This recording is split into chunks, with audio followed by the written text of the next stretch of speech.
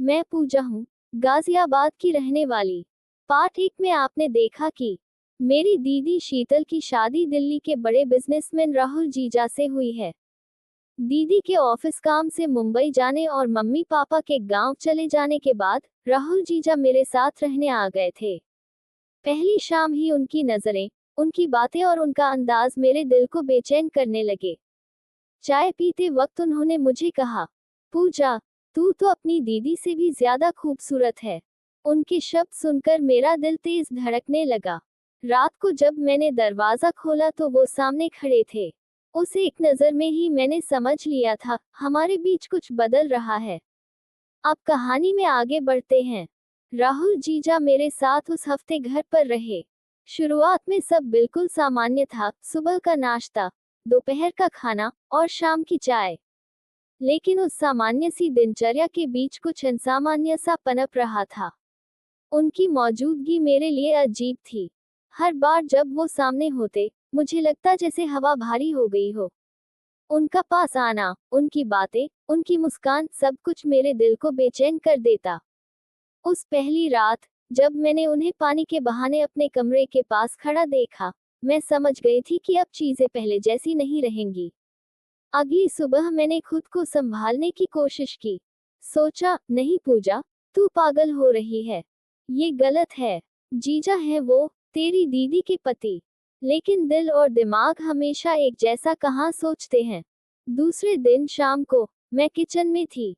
सब्जियां काट रही थी। जीजा अचानक पीछे से आकर बोले, मदद कर दूं? मैंने हड़बड़ाकर कहा, न नहीं जीजा, मैं कर लूंगी।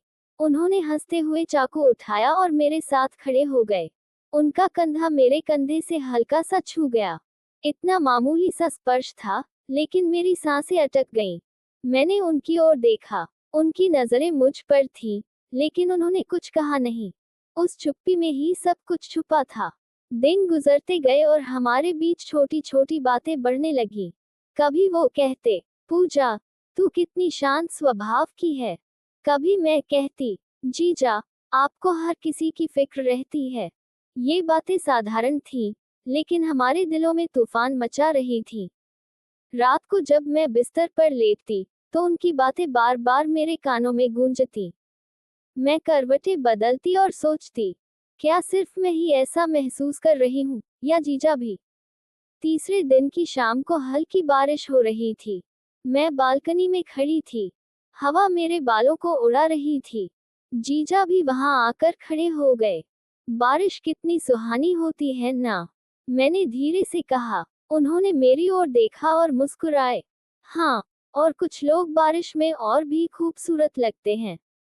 मेरे गाल लाल हो गए। मैं कुछ बोल नहीं पाई। बस दिल तेज धड़कने लगा।